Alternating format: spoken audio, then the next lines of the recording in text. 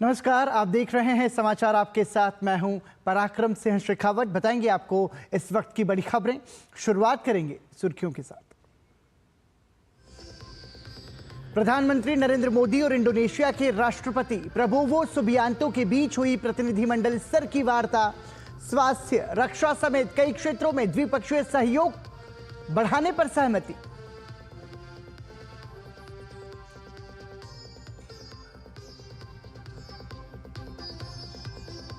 पंद्रहवां राष्ट्रीय मतदाता दिवस पर दिल्ली में विशेष कार्यक्रम का आयोजन। राष्ट्रपति द्रौपदी मुर्मू ने पहली बार के युवा मतदाताओं को दिए एपिक कार्ड। राष्ट्रपति ने चुनाव आयोग का कार्यों को सराहा।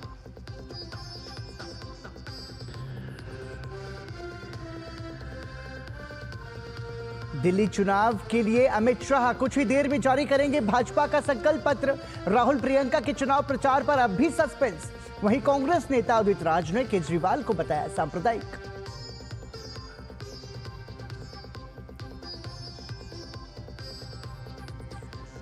गणतंत्र दिवस के अवसर पर वाइब्रेंट विलेज कार्यक्रम के अंतर्गत गांवों से आए हुए विशिष्ट अतिथियों के साथ केंद्रीय गृह मंत्री अमित शाह ने किया आत्मीय संवाद। कहा, गांव और दिल्ली के बीच दिल की दूरी समाप्त करना है कार्यक्रम का उद्देश्य।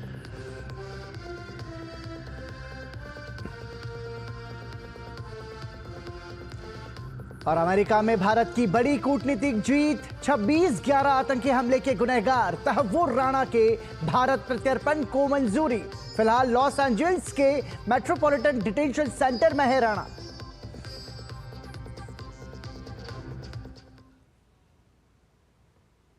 भारत और इंडोनेशिया के बीच आज कई महत्वपूर्ण मुद्दों पर सहमति बनी है। नई दिल्ली के हैदराबाद हाउस में दोनों देशों की वार्ता के बाद विभिन्न सहमति पत्रों पर और समझौतों का आदान प्रदान किया गया। इनमें स्वास्थ्य, पारंपरिक चिकित्सा, समुद्री सुरक्षा, सांस्कृतिक आदान प्रदान और डिजिटल विकास से जुड़े समझौते शामिल हैं। साथ ही दोनों देशों के सीईओ फोरम से जुड़ी रिपोर्ट भी जारी की गई। प्रधानमंत्री नरेंद्र मोदी और इंडोनेशिया के राष्ट्रपति के साझा वक्तव्य में द्विपक्षीय सहयोग को नई ऊंचाई पर ले जाने की प्रतिबद्धता जताई गई। प्रधानमंत्री ने इस बात पर खुशी जताई कि भारत के पहले गणतंत्र दिवस समारोह में भी इंडोनेशिया के ही राष्ट्रपति मुख्य अतिथि थे और इस बार भी इंडोनेशिया के राष्ट्रपति ही मुख्य अतिथि हैं। प्रधानमंत्री ने कहा कि दोनों देश विभिन्न क्षेत्रों में सहयोग बढ़ाने पर सहमत हुए हैं।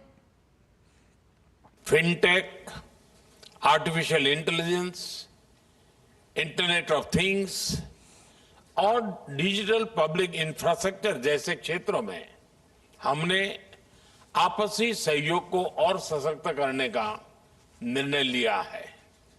हेल्थ और फूड सिक्योरिटी के सेक्टर में भारत अपने अनुभव जैसे कि मिड डे मील स्कीम और पब्लिक डिस्ट्रीब्यूशन सिस्टम इंडोनेशिया के साथ साझा कर रहा है। हमने तय किया है कि energy, critical minerals, science and technology, space और स्टेम एजुकेशन के क्षेत्रों में भी साथ मिलकर काम किया जाएगा। प्रधानमंत्री ने कहा कि दोनों देश व्यापक रणनीतिक साझेदारी को मजबूती से आगे बढ़ा रहे हैं। प्रधानमंत्री ने रक्षा क्षेत्र में बढ़ते सहयोग का भी जिक्र किया।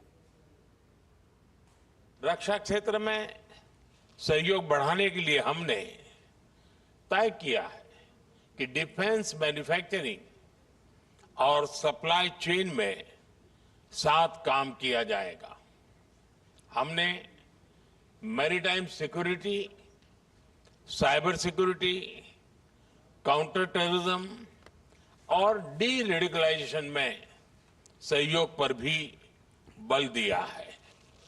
आज मैरीटाइम सेफ्टी और सिक्योरिटी में हुए समझौते से crime prevention, search and rescue और कैपेसिटी बिल्डिंग में हमारा सहयोग और मजबूत होगा।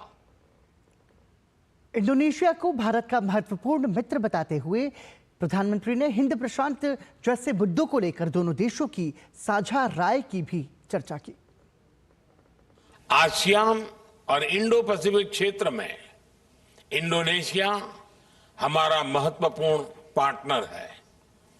इस पूरे क्षेत्र में शांति, सुरक्षा, समृद्धि और रूल बेस्ड ऑर्डर को बनाए रखने के लिए हम दोनों प्रतिबद्ध हैं। हम सहमत हैं कि अंतर्राष्ट्रीय कानूनों के अनुरूप फ्रीडम ऑफ नेविगेशन सुनिश्चित होना चाहिए।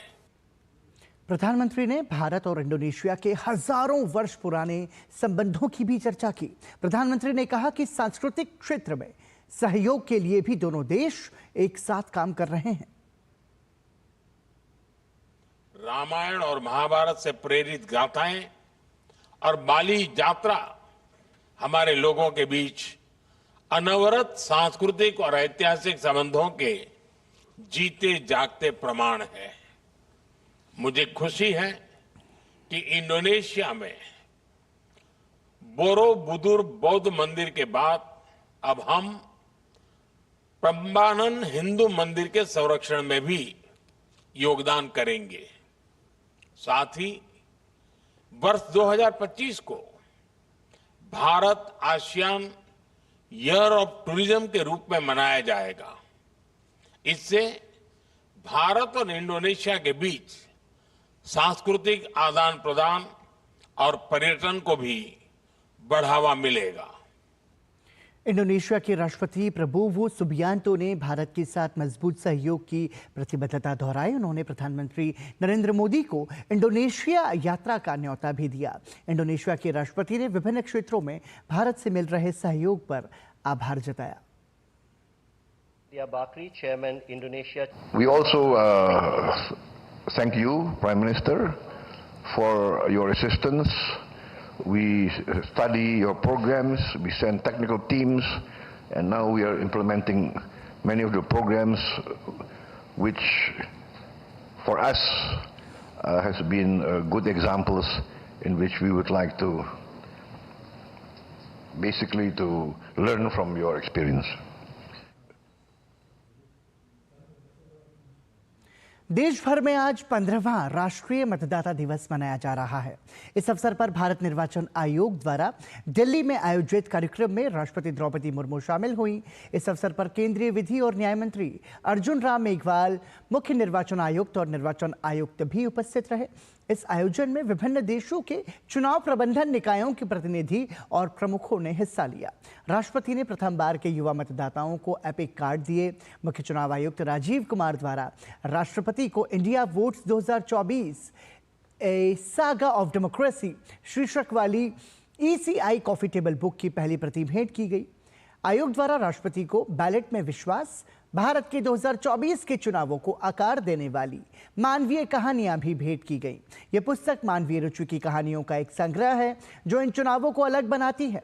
बेहतर चुनाव प्रबंधन के लिए CEO जम्मू कश्मीर, झारखंड और महाराष्ट्र को पुरस्कार दिया गया। ECI मीडिया पुरस्कार, इलेक्ट्रॉनिक मीडिया के लिए दूरदर्शन को पुरस्कार दिया गया। राष्ट्रपति ने 60% से अधिक मतदान के लिए चुनाव आयोग को भी बधाई दी।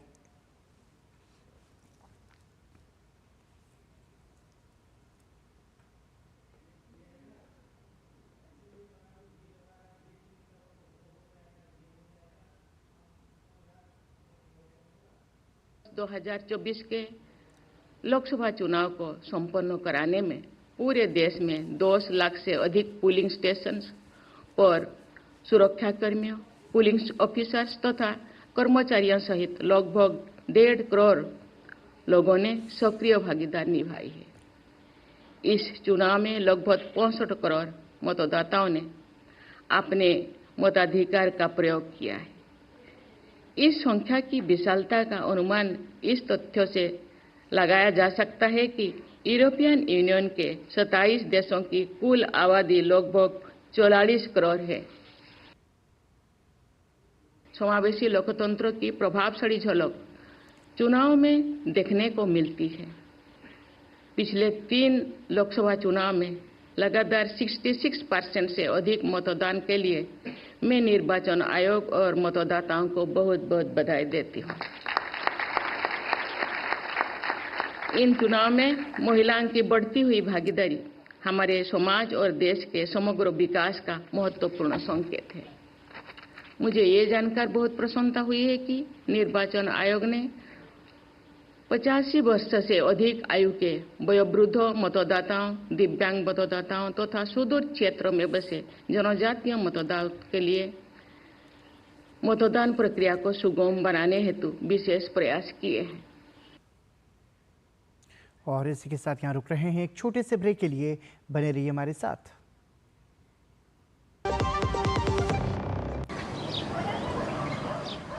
माँ, अब 2500 रुपए मिलेंगे और भाभी को 21,000 अलग से। अरे कौन दे रहा है? भाजपा दिल्ली में सरकार बनते ही देगी। तब तो जरूर मिलेगा। जो मोदी कहता है करता है, गारंटी के साथ। तो घर में हर महीने 7,500 रुपए पक्के और 21,000 भी। विकसित दिल्ली मोदी की गारंटी।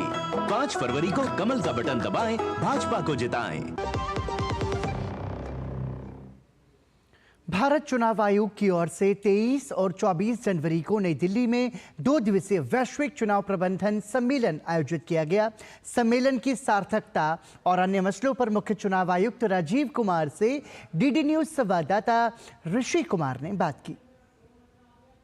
हमारे साथ इस समय मुख्य चुनाव आयुक्त राजीव कुमार जी है। सर, बड़े विस्तार से बहुत सारे मुद्दों पर चर्चा हुई और एक दिल्ली डिक्लेरेशन भी इसमें जारी हुआ है। सबसे पहले बताएं कि इस डिक्लेरेशन में क्या ऐसे बिंदु रहे जिस पर सहमति बनी? 2 दिन चर्चा हुई पूरी। 2024 में करीब 70 से ज्यादा देशों में चुनाव हुए, तो बहुत बड़ा लर्निंग का एक मौका था ये कि हम जो अच्छी चीजें हुई उनसे सीखें और जो चुनौतियां आई उनके लिए तैयार हो जाएं। तो कहते हैं करीब 3 से 4 बिलियन लोगों ने वोट दिया इस समय इन चुनावों में। बहुत बड़ी संख्या, आधी से ज्यादा आबादी ग्लोब की इस साल में वोट की। तो बड़ा एप्रोप्रिएट मौका था कि उस पर हम ये कॉन्फ्रेंस करें और हमें खुशी है कि हम ये कर पाए। उसमें ये भी कहा कि सोशल मीडिया को डील करने के लिए एक वर्किंग ग्रुप बनाएंगे ताकि जैसे जैसे टेक्नोलॉजी डेवलप हो, जैसे जैसे इवॉल्व हो, वैसे वैसे हम भी रिस्पॉन्स करने के लिए इवॉल्व हो। वोटर्स का, पॉलिटिकल पार्टी का जो बोलने का स्पेस है उसको कम ना किया जाए, लेकिन जो उसको मिसयूज करके झूठ बोलते हैं उन पर भी रोक लगाई जाए। वो कैसे लगाई जाए ये ग्रुप करता रहेगा।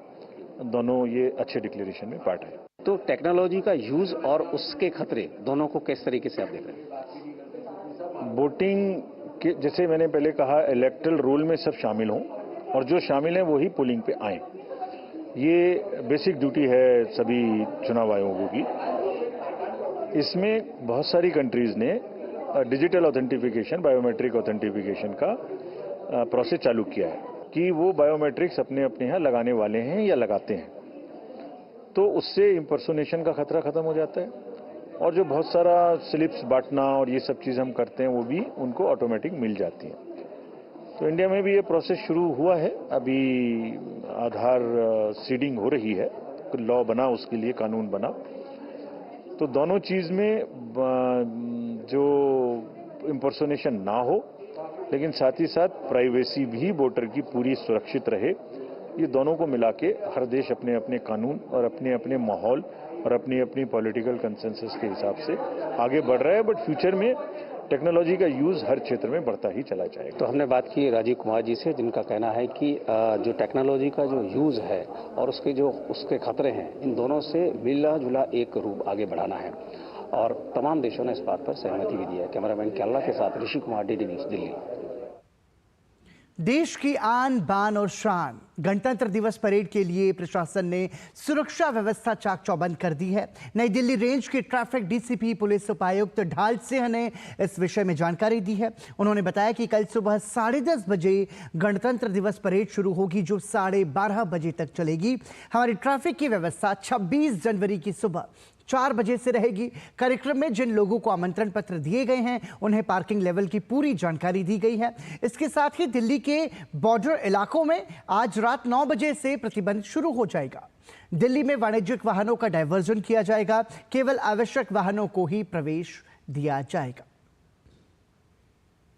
कल सुबह जैसे 10:30 से परेड स्टार्ट होगी और जो 12:30 तक परेड चलेगी। इसके रिगार्डिंग हमारा बंदोबस्त ट्रैफिक का सुबह 4 बजे से रहेगा। पार्किंग की अगर मैं बात करूं तो जिन लोगों को आमंत्रण पत्र दिए गए हैं उन्हें पार्किंग लेवल्स भी दिए गए हैं। तो पार्किंग लेवल्स की अगर मैं बात करूं तो पार्किंग नंबर 1 उद्योग भवन के पीछे, 2 निर्माण भवन के पीछे, 2A, 2B, 2C निर्माण भवन और उद्योग भवन के अंदर है। वहीं जवाहरलाल नेहरू भवन में पार्किंग नंबर 2C है। पूरे बंदोबस्त में लगभग 3000 लोग लगे हुए हैं जिनको हम लोगों ने डायरेक्शनल बोर्ड जो पार्किंग लेवल्स के बारे में बता सकते हैं वो हमने अलग अलग रास्तों पर लगाए हुए हैं। दिल्ली की मैं बात करूं तो जो बॉर्डर इलाका है वो रात में 9 बजे से आज 25 तारीख की रात में 9 बजे से वहाँ पर रिस्ट्रिक्शन लग जाएंगे। कमर्शियल व्हीकल्स HGV, LGVs का डाइवर्जन होगा। सिर्फ एसेंशियल कमोडिटीज़ जो होंगी, एसेंशियल व्हीकल्स जो होंगे उन्हें प्रवेश दिया जाएगा। 26 जनवरी को गणतंत्र दिवस परेड समारोह के सीधे प्रसारण के लिए दूरदर्शन ने खास तैयारियां की है। कार्यक्रम की 4K फॉर्मेट में कवरेज के लिए 50 से ज्यादा कैमरे तैनात किए गए हैं। इस मौके पर डीडी न्यूज की महानिदेशक प्रिया कुमार ने भी हालात का जायजा लिया। देखिए हमारे संवाददाता विशाल बैरिस्टो की रिपोर्ट। मैं इस वक्त जमीन से 18 मीटर की ऊंचाई पर हूं और मेरे साथ है डीडी न्यूज की महानिदेशक। आइए हम उनसे बात करते हैं। मैम, स्पेशल अरेंजमेंट्स किए गए इस बार और क्या क्या खास तैयारी है? पहले तो हमें गर्व है कि दूरदर्शन भारत के गणतंत्र दिवस की कवरेज पूरे देश भर में ले जाता है। इस बार हमने बहुत ही व्यापक प्रबंध किए हैं कवरेज के लिए, जिसमें 360 डिग्री के कैमरास भी इंक्लूडेड हैं, जिससे कि दर्शक जो हो रहा है यहाँ पे उसको घर में बैठ के देख सकते हैं। मोबाइल फ़ोन पे आप अगर उसे देखेंगे तो आप उसे हिला भी सकते हैं और 360 डिग्री का जो व्यू है आप देख सकते हैं। 360 डिग्री का व्यू आपको मिलेगा, 4K में आपको कवरेज मिलेगा और अलग अलग हाइट से आपको ये शॉट्स देखने को मिलेंगे। कैमरामैन कुमार दत्ता के साथ मैं विशाल बैरिस्टो, डीडी न्यूज़, दिल्ली। 76वें गणतंत्र दिवस के अवसर पर वाइब्रेंट विलेज कार्यक्रम के अंतर्गत गांवों से आए हुए विशिष्ट अतिथियों के साथ केंद्रीय गृह मंत्री अमित शाह ने आत्मीय संवाद किया। इस कार्यक्रम का आयोजन गृह मंत्रालय के सीमा प्रबंधन विभाग द्वारा किया गया। कार्यक्रम में अमित शाह के अलावा केंद्रीय मंत्री जेपी नड्डा, किरेन रिजिजू, जुएल ओराम और नित्यानंद राय भी मौजूद रहे। इस अवसर पर गृह मंत्री ने लद्दाख, हिमाचल प्रदेश, उत्तराखंड, सिक्किम और अरुणाचल प्रदेश की सेल्फ हेल्प ग्रुप चलाने वाली महिलाओं को सम्मानित किया। वहीं लद्दाख से भारत दर्शन के लिए निकले छात्रों को गृह मंत्री ने पुस्तकें भेंट की। इस मौके पर अमित शाह ने कहा कि वाइब्रेंट विलेज कार्यक्रम हमारे दृष्टिकोण में बदलाव की शुरुआत है। उन्होंने कहा कि ये गांवों और दिल्ली के बीच दिल की दूरी समाप्त करने का कार्यक्रम है। वाइब्रेंट विलेज प्रोग्राम के डिटेल में जाएंगे तो सड़कें भी बनेगी, दूर संचार की दूरी भी समाप्त हो जाएगी।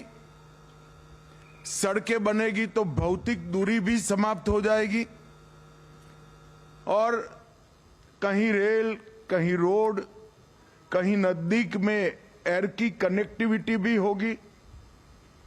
परंतु सबसे बड़ी बात है कि आपके गांव और दिल्ली के बीच में दिल की जो दूरी है वो दिल की दूरी समाप्त करने का एक कार्यक्रम है, मन की दूरी समाप्त करने का।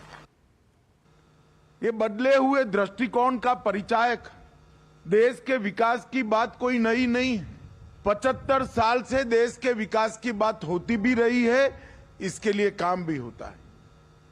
मगर 2014 से एक प्रकार से सर्वस्पर्शीय, सर्वसमावेशी देश के विकास की परिकल्पना अस्तित्व में आई।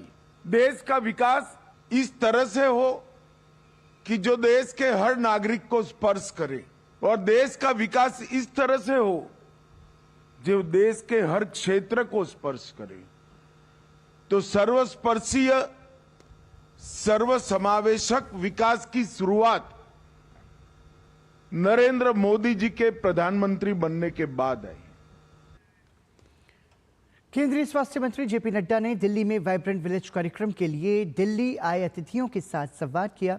इस मौके पर उन्होंने कहा कि प्रधानमंत्री नरेंद्र मोदी ने देश के अंतिम छोर पर रहने वाले लोगों की बेहतरी के लिए सराहनीय कार्य किए हैं। आज प्रधानमंत्री नरेंद्र मोदी की सोच का नतीजा है कि आज हम देश के अंतिम गांव को अब हम देश का पहला गांव कह रहे हैं। हमें प्रधानमंत्री जी की सोच जिस तरीके से उन्होंने देश को एकीकृत करने के साथ साथ मजबूत बनाने के साथ साथ हर छोटे पहलुओं पर ध्यान रखा, और उसी सोच का नतीजा है कि जो आम भाषा में हम कहते थे देश का अंतिम गांव, आज वह भाषा बदल गई है और हम आज उसको देश का पहला गांव कहते हैं। यह परिवर्तन आया है, इसको हमको समझना चाहिए। और वाइब्रेंट विलेज को किस तरीके से वाइब्रेंट किया जाए, ये सिर्फ शब्द न रह जाए, इसको आकार दिया जाए और इसको रूप दिया जाए, उसके लिए बहुत प्रयास प्रधानमंत्री मोदी जी ने बारीकियों से सारी चीज़ों को देख करके उसको आगे बढ़ाया है। कार्यक्रम में अतिथियों के साथ संवाद करते हुए जेपी नड्डा ने कहा कि केंद्रीय स्वास्थ्य और परिवार कल्याण मंत्रालय ने वाइब्रेंट विलेज में रहने वाले लोगों की बेहतर स्वास्थ्य को लेकर अपनी प्रतिबद्धता हमेशा जताई है, जो आगे भी जारी रहेगी। भारत सरकार के स्वास्थ्य मंत्रालय ने अभी तक 37 प्रोजेक्ट्स को क्लियरेंस दी है और 37 प्रोजेक्ट के तहत हमने कोशिश की है कि आपके यहाँ जो गर्भवती बहनें हैं उनकी एंटीनेटल चेकअप कम से कम 6 बार हो सके। सिर्फ वाइब्रेंट विलेज के विकास के लिए 40.1 करोड़ रुपए सिर्फ इस साल खर्च करने का तय किया है ताकि आपका विकास हो। और मैं भारत सरकार की तरफ से आपको ये विश्वास दिलाना चाहता हूं कि स्वास्थ्य मंत्रालय नेशनल हेल्थ मिशन के तहत हर साल विशेष प्रयोजन बना करके वाइब्रेंट विलेज को वाइब्रेंट बनाने के लिए वाइब्रेंट हेल्थ सिस्टम भी खड़ा करेगा और वहां स्वास्थ्य की सुविधाओं को माकूल पहुंचाया जाएगा।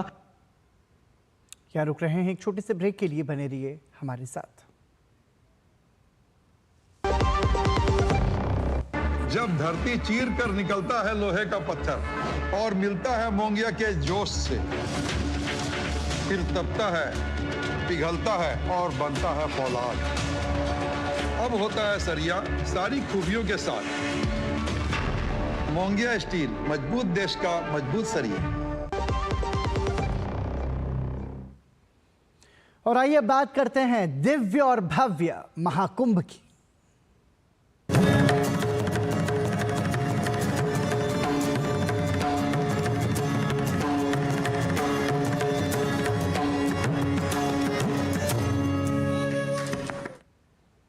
उत्तर प्रदेश के मुख्यमंत्री योगी आदित्यनाथ महाकुंभ नगर भ्रमण कार्यक्रम के तहत प्रयागराज पहुंच चुके हैं।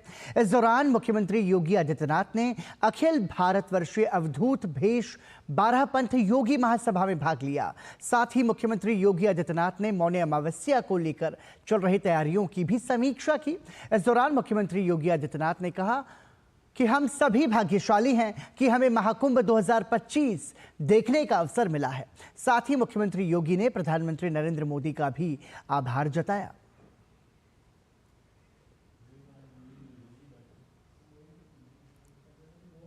महाकुंभ के इस पावन आयोजन के साथ, उसी पवित्रता के साथ हम सबको एक संदेश देना है, देश दुनिया से आए हुए लोगों को देना है। और जो बार बार जिसके बारे में प्रधानमंत्री जी का आग्रह है कि महाकुंभ का संदेश एकता से ही अखंड रहेगा देश। 2 करोड़ श्रद्धालु वर्तमान में इस समय यहाँ पे है। महाकुंभ के संगम में, त्रिवेणी के इस पावन संगम में 10 करोड़ से अधिक श्रद्धालु अब तक स्नान कर चुके हैं। जो बचे हुए 35 दिन हैं, इन 35 दिनों में ये संख्या पहुंचेगी 45 करोड़ तक। महाकुंभ में कई खास चीजें देखने को मिल रही है। आइए सीधा रुख करते हैं, भाजपा संकल्प पत्र जारी कर रही है।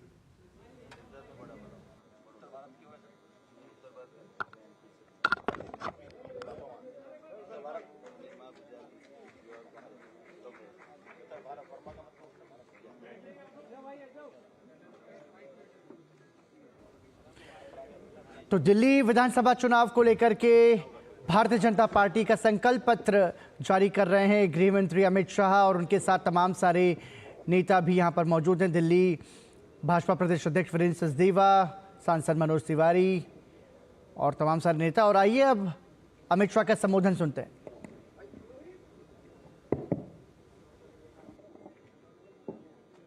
दिल्ली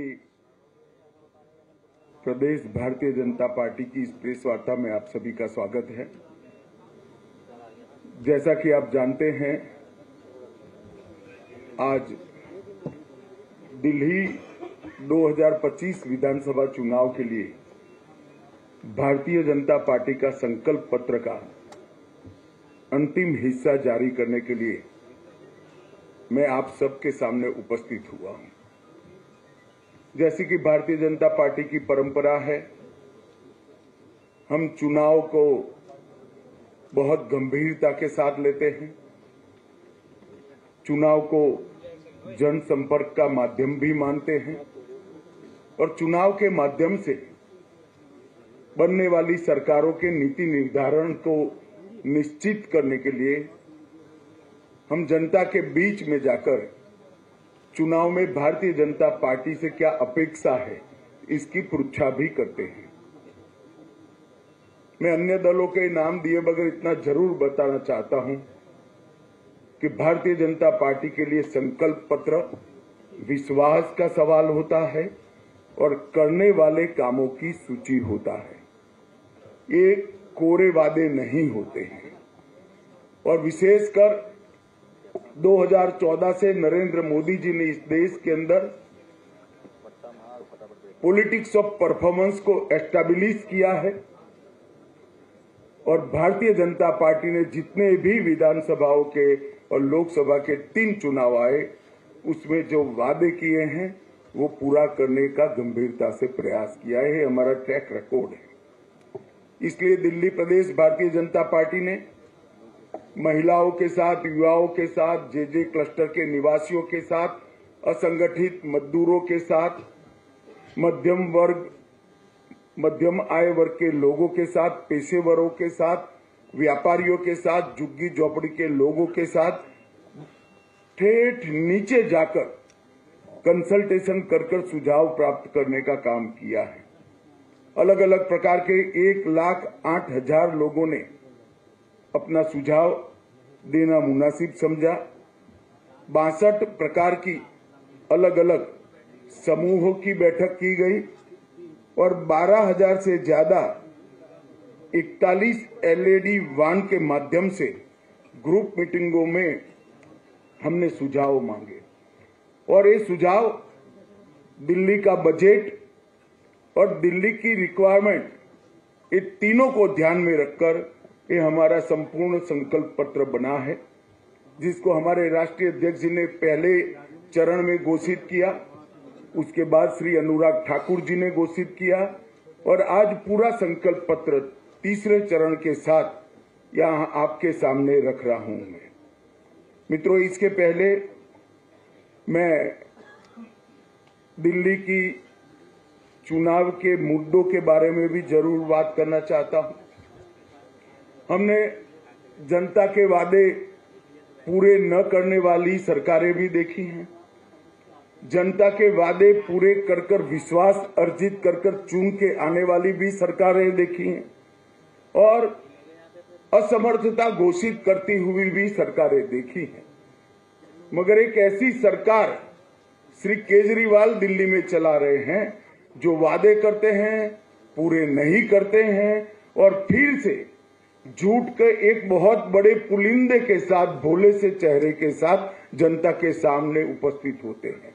मेरे राजनीतिक जीवन में मैंने इस प्रकार से सफाई से झूठ बोलने वाला व्यक्ति मेरे जीवन में नहीं देखा है और बोलने में, कठोर शब्द बोलने में मुझे कोई झिझक नहीं है, क्योंकि मैं कन्विंस हूं। मैं इससे कन्विंस हूं, इसलिए मैं कह रहा हूं।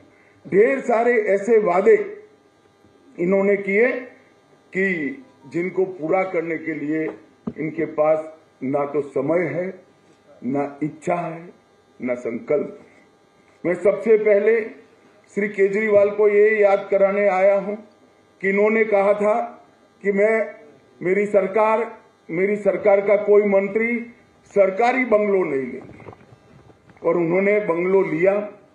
10 साल से रह रहे हैं, बंगलो लिया तब तक तो ठीक है, 51 करोड़ से ज्यादा खर्च कर 50,000 गज का 4 बंगलों को मर्ज कर एक शीश महल बनाया जिसमें 6 करोड़ के डिजाइनर मार्बल है, 4 से 6 करोड़ के मोटराइज पर्दे हैं, 70 लाख के ऑटोमेटिक दरवाजे हैं, 16 स्मार्ट टीवी 64 लाख रुपए के हैं, 50 लाख की कालीन बिछाई गई है, सजावटी पिलर 36 लाख से सजावट की गई है, रिक्लाइनर सोफा 10 लाख रुपए का है। और ये घर के अंदर रहकर भी आज तक दिल्ली की जनता को इसका जवाब नहीं दे रहे। मैं पूछने आया हूं, अन्ना के आंदोलन से आपने आपकी राजनीतिक पार्टी का जन्म लिया, सादगी का वादा किया था, कहा था ना गाड़ी लेंगे ना बंगला लेंगे, और एक करोड़ों रुपयों का घर बनाकर केजरीवाल जी आप रह रहे हो। इसका दिल्ली की जनता आपसे जवाब मांग रही है। उन्होंने कहा था कि रिहायशी क्षेत्रों से हम शराब की दुकान बंद कर देंगे। केजरीवाल जी, आप रिहायशी क्षेत्र छोड़िए, आपने स्कूलों को नहीं बख्शा, मंदिरों को नहीं बख्शा, गुरुद्वारों को नहीं बख्शा, इसके करीब में दुकान बनाने का लाइसेंस दे दिया, ठेके दे दिए, और हजारों करोड़ रुपए का घपला घोटाला भ्रष्टाचार शराब के अंदर करा है। और इस शराब का घोटाला दिल्ली के शिक्षा मंत्री ने किया है। देश भर में कई घोटाले हुए, मगर मैंने किसी शिक्षा मंत्री को शराब का घोटाला करते हुए नहीं देखा। और जब वो जेल में गए तब मॉरल ग्राउंड पर इस्तीफा देने की जगह गर्व से एज अ मुख्यमंत्री अंदर जेल में भी रहे। मित्रों, उन्होंने कहा था 7 साल में मैं यमुना को एकदम शुद्ध कर दूंगा, लंदन की थेम्स नदी जैसा बना दूंगा। मुझे बरोबर एक सवाल याद है, उनका बात याद है, और कहा था कि मैं दिल्ली वालों के सामने डुबकी लगाऊंगा। मैं आज केजरीवाल जी को याद कराने आया हूं, केजरीवाल जी, दिल्ली की जनता आपकी वो विश्व प्रसिद्ध डुबकी की राह देख रही है, कब आप लगाओगे। और अगर यमुना जी में नहीं लगानी है तो कुंभ चल रहा है, वहां जाकर डुबकी लगा दो, तो कम से कम झूठ बोलने के आपके जो पाप है वो धुल जाएंगे। दिल्ली को फ्री क्लिनिक। तो गृह मंत्री अमित शाह को आप सुन रहे थे। भाजपा का संकल्प पत्र जारी किया, अंतिम संकल्प पत्र, अंतिम भाग, जो कि दिल्ली विधानसभा चुनाव को लेकर के था। और इसमें अमित शाह ने स्पष्ट रूप से कहा कि भाजपा जो वादे करती है उन्हें पूरा करती है। भाजपा का संकल्प पत्र सिर्फ खोखले दावे नहीं होता।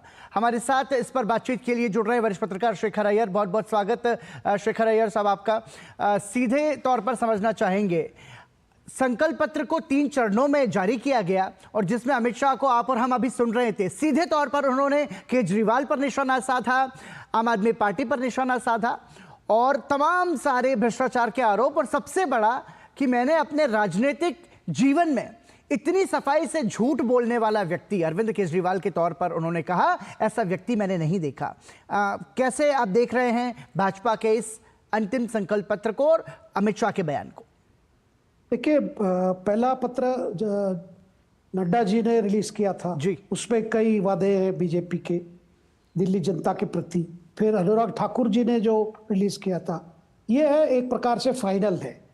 इसमें फाइनल में दिल्ली को भविष्य को लेकर, दिल्ली जनता के लिए भविष्य कैसे दिल्ली बननी चाहिए, उसकी पूरी परिकल्पना की होने की अभी कुछ देर में हम घोषणा देख सकते हैं।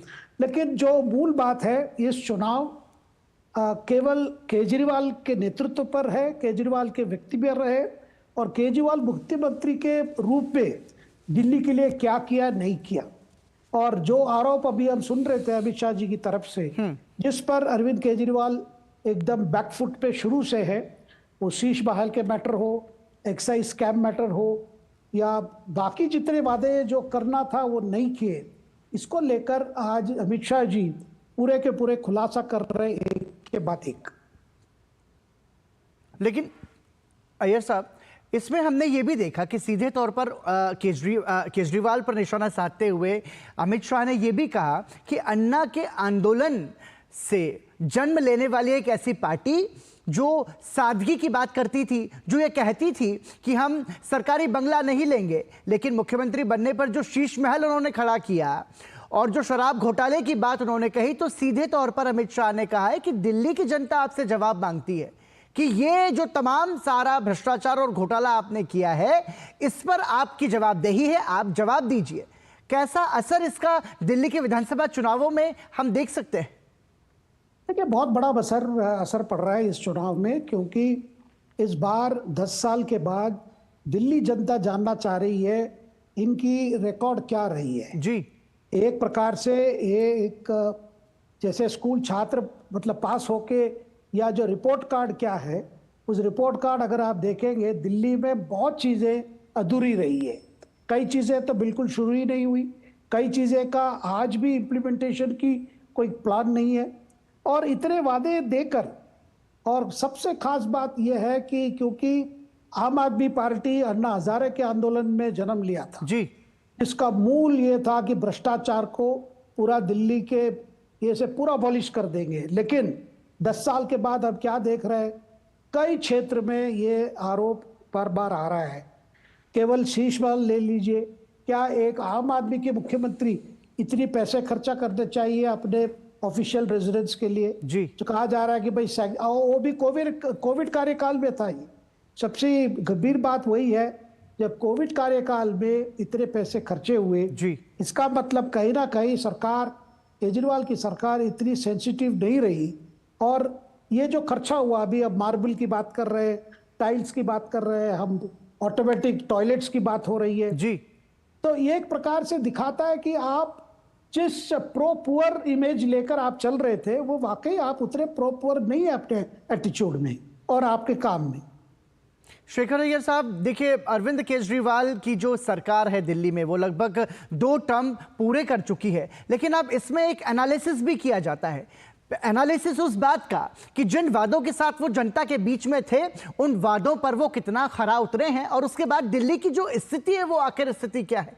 बरसात के महीने में हम देखते हैं कि यमुना की बाढ़ का पानी दिल्ली की सड़कों पर आता है, निचले इलाके जो हैं वो यमुना के आसपास के वो सारे डूब जाते हैं और ये स्थिति जो है हर साल होती है। हम सर्दी के समय में देखते हैं कि प्रदूषण की स्थिति से दिल्ली की हालत बहुत ज़्यादा खराब होती है, सड़कों की स्थिति हम सबके सामने होती है।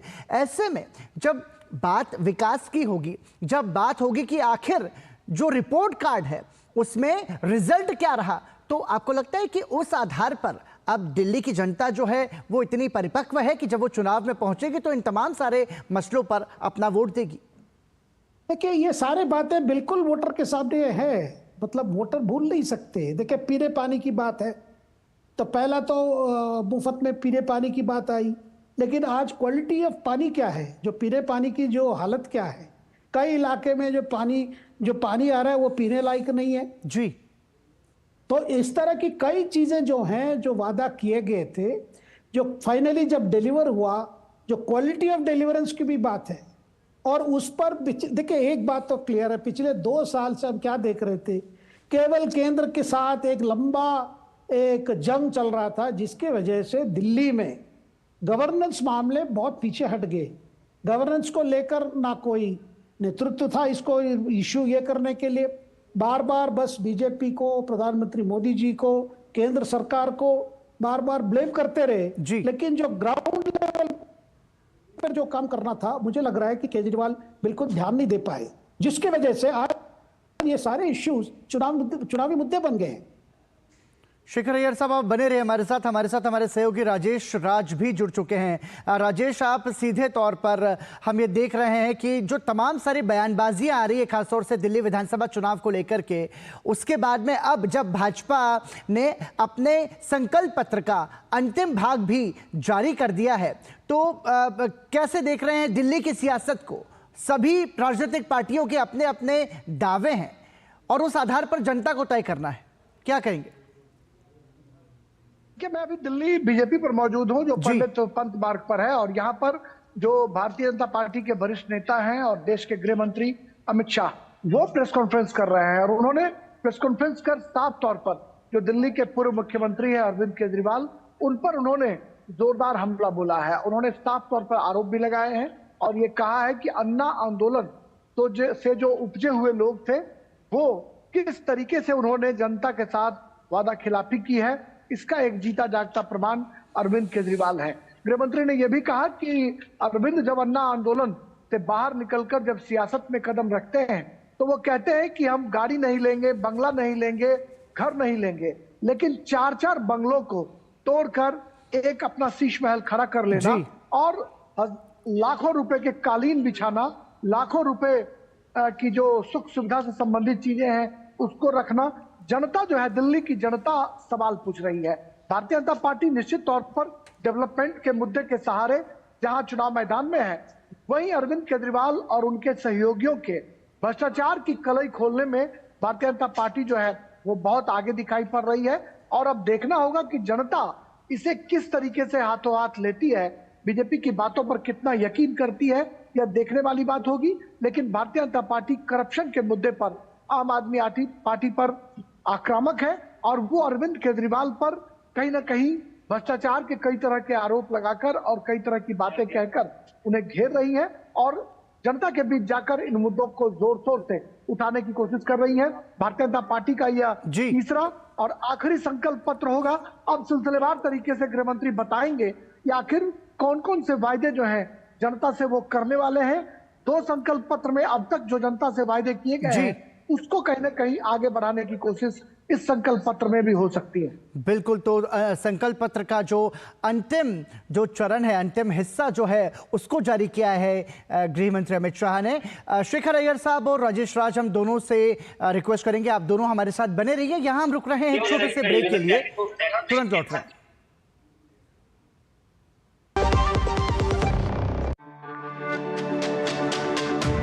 मेरी पसंद, मेरी पसंद, मेरी पसंद, मेरी पसंद,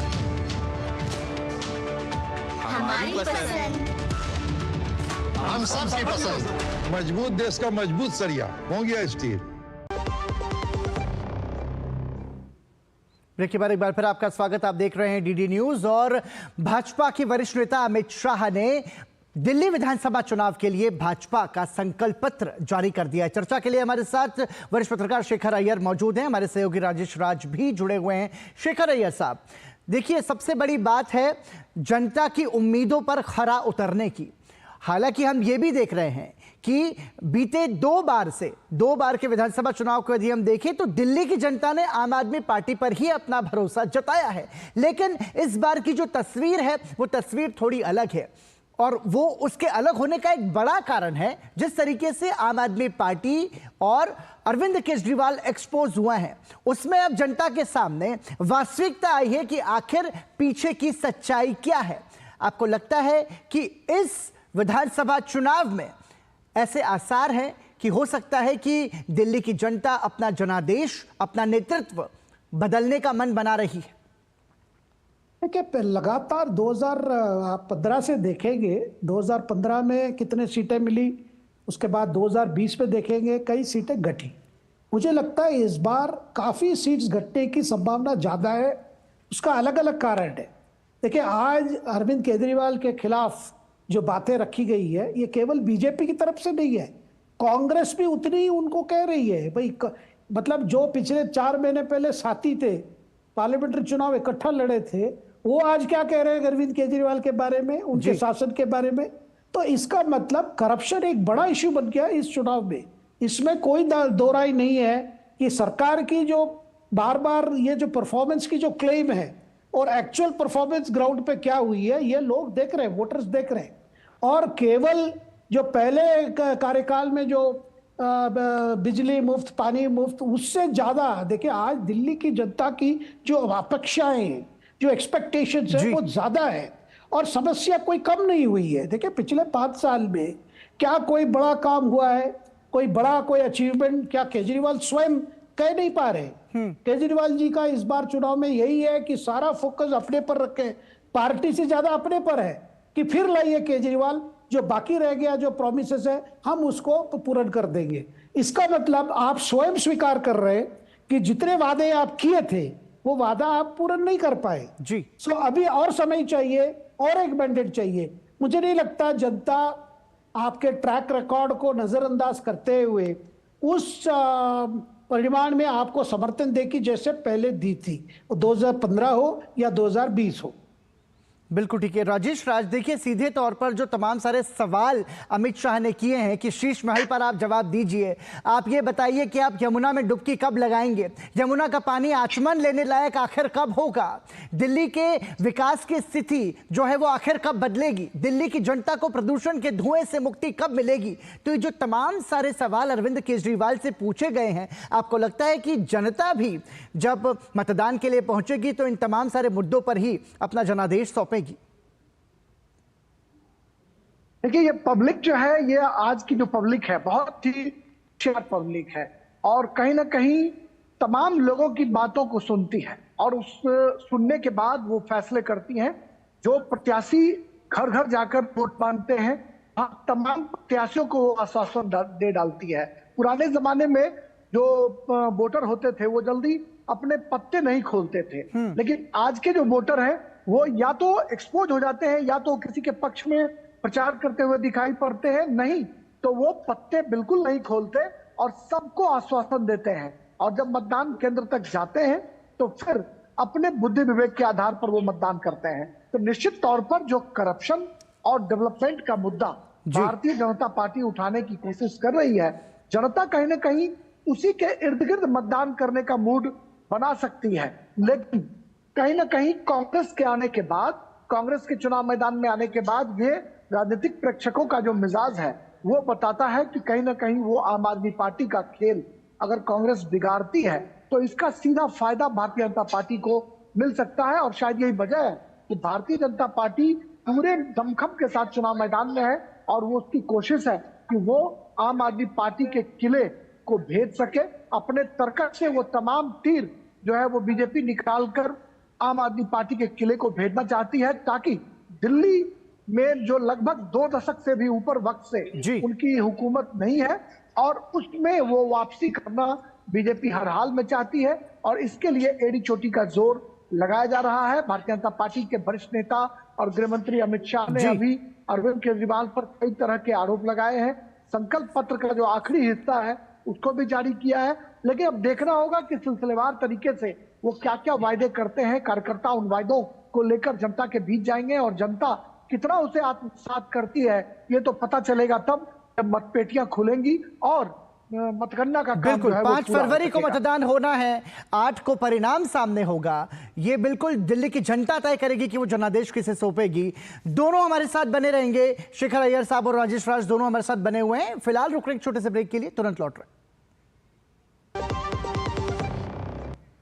दादू अब आपका ऑपरेशन अच्छे से और मुफ्त में हो जाएगा।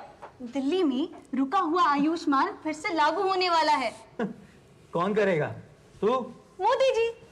दिल्ली में उनकी सरकार बनते ही हो जाएगा। सिर्फ 5 लाख नहीं, पूरे 10 लाख का। मोदी सरकार ने बोला है तो पक्का होगा, वो झूठे वादे नहीं करते। विकसित दिल्ली मोदी की गारंटी। 5 फरवरी को कमल का बटन दबाएं, भाजपा को जिताएं। के बाद एक बार फिर आपका स्वागत। आप देख रहे हैं DD news. Bharatiya Janata party ने अपना संकल्प पत्र दिल्ली विधानसभा चुनाव के लिए जारी कर दिया है। इस पर हमारी चर्चा लगातार जारी है। शेखर अय्यर साहब, जिस बात का जिक्र आपने किया था, राजेश राज ने भी उसी ओर इशारा किया है और सीधे तौर पर अब यदि समीकरण को देखें तो जो कांग्रेस है वो आम आदमी पार्टी के साथ पहले तो गठबंधन में एक साथ मिलकर चुनाव लड़ती है और अब एक दूसरे की ही दुश्मन है। हाल ही में उदित राज ने बयान दिया है, कांग्रेस के नेता हैं, वो कह रहे हैं कि अरविंद केजरीवाल सांप्रदायिक हैं। इस आरोप पर आपकी प्रतिक्रिया चाहूंगा। एक अभी क्या लड़ाई, ये दोनों पार्टी के बीच में जो लड़ाई नजर आ रहा है, जो आम आदमी पार्टी और कांग्रेस की जो कोर वोट बैंक है उसको कैसे लुभाने की काम हो रहा है अभी दोनों को लगा, क्योंकि आम आदमी पार्टी और केजरीवाल जी स्वयं अपने आप को एक प्रकार से सॉफ्ट हिंदुत्व के नाम पे कई बीच बीच में उन्होंने कई सिंबॉलिक कुछ काम कभी कभी दिखाते थे। तो आज ऐसा आ गया कि भाई ये माइनॉरिटी वोट जो है, जो दिल्ली के कम से कम 10-12 सीटों पे काफी असर होता है, उसको किसको मिलेगा वो वोट, क्योंकि जो माइनॉरिटी वोट दिल्ली में महत्वपूर्ण वोट है और कांग्रेस चाहती है कि इस बार जम के लड़के वो आम आदमी पार्टी के जगह को पकड़ना चाहती है। यानी अगर भाजपा भी जीत जाए तो कांग्रेस के लिए कोई बड़ा नुकसान नहीं है, लेकिन एक विपक्ष के रूप में कांग्रेस आना चाहती है इस बार, क्योंकि दिल्ली कांग्रेस के नेता लगातार अपने हाईकमांड को यही कह रहे थे कि हमने गलती की 2013 में, जब केजरीवाल पहली बार चुनाव जीते, हमने उनको समर्थन दिया, सरकार बिठाए, और उसके बाद भी जिस तरह हम ये हिंदी अलायंस के नाम पे, विपक्ष के अलायंस के नाम पे जो हम केजरीवाल के साथ हाथ मिलाकर जो बीजेपी के विरोध किया, हमें नुकसान दिल्ली में हुआ है।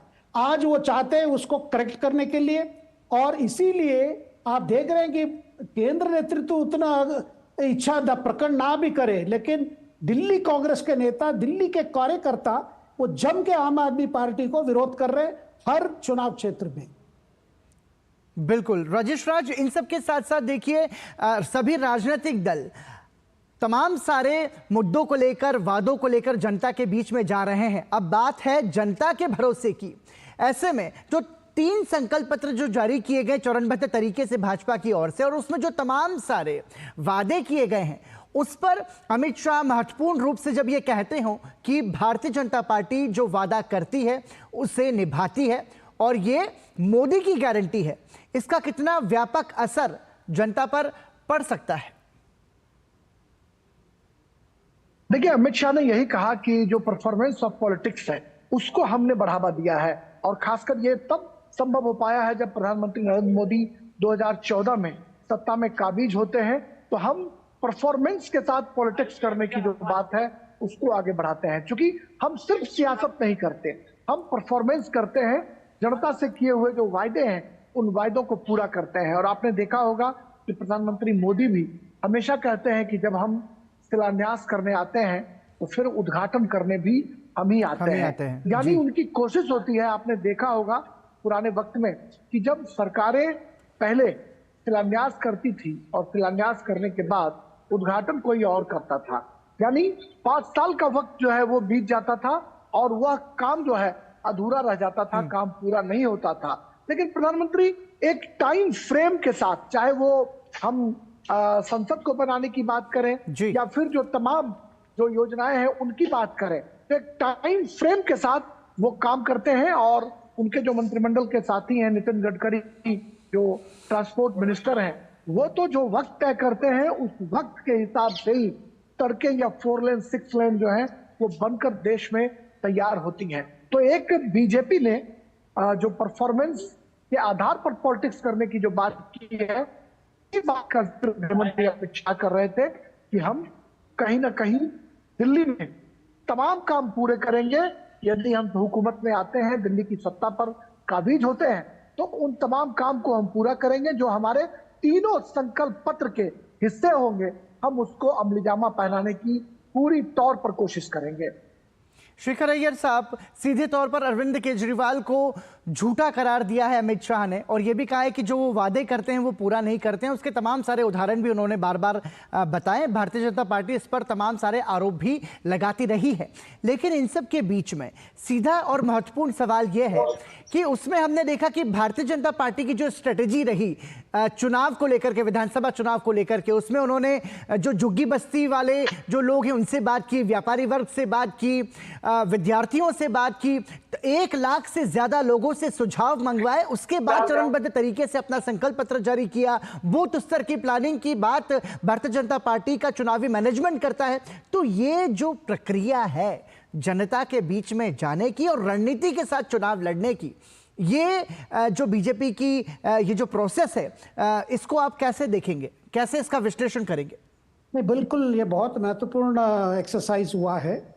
जो देखिए, पार्टियां वादाएं करते रहते हैं, लेकिन जब बीजेपी वादाएं करते हैं, और उनकी हमेशा एक ये रहा है कि जो वादाएं हम करते हैं वो कितने हम इम्प्लीमेंट कर सकते हैं, क्योंकि लगातार हमने देखा लोकसभा चुनाव में भी यही कैंपेन रहा, एक मोदी जी की गारंटी। जी, अगर हम पार्टी गारंटी दे रही है, उसके पीछे प्रधानमंत्री मोदी जी का नेतृत्व भी उसके पीछे है। इसका मतलब अगर हम केवल वादाएं करेंगे, पीछे हट नहीं सकते, तो वही वादाएं करेंगे जो हम इंप्लीमेंट कर सकते, जिसके लिए कोई आर्थिक दृष्टि से कोई संकट नहीं है, जिसके लिए हम अलोकेशन कर सकते हैं जी। और समस्या को पहले समझना चाहिए।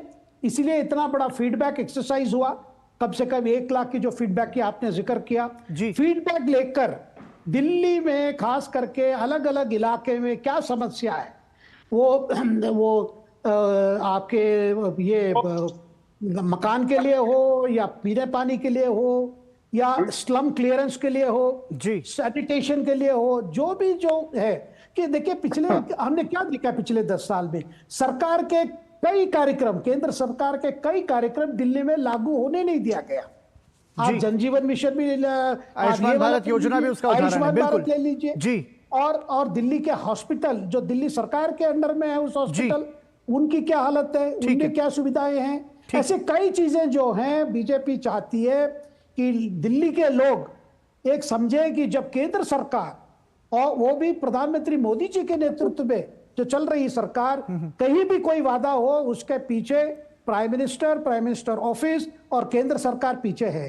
तो अगर इस ये जो 3 डॉक्यूमेंट्स हम देखें, तीन पार्ट में जो आज घोषणा पत्र आई है जी, ये सारे घोषणा पत्र को कैसे इंप्लीमेंट करने के लिए एक प्लान भी रेडी है। ठीक है, यह भी समझना चाहिए। बिल्कुल ठीक है। तो देखिए, फैसला करना है दिल्ली की जनता को। 5 फरवरी को होना है मतदान और 8 फरवरी को रिजल्ट, नतीजे जो है हम सबके सामने आएंगे। ये वक्त तय करेगा कि दिल्ली की जनता अपना जनादेश किसे सौंपेगी। बहुत बहुत धन्यवाद शेखर अय्यर साहब, राजेश राज, इस चर्चा में हमारे साथ जुड़ने के लिए। तो इसी के साथ समाचार को हम यहीं विराम देंगे और देश और दुनिया की बाकी बड़ी खबरों के लिए डीडी न्यूज़ पर आप लगातार खबरें देख सकते हैं। मुझे दीजिए अनुमति, नमस्कार।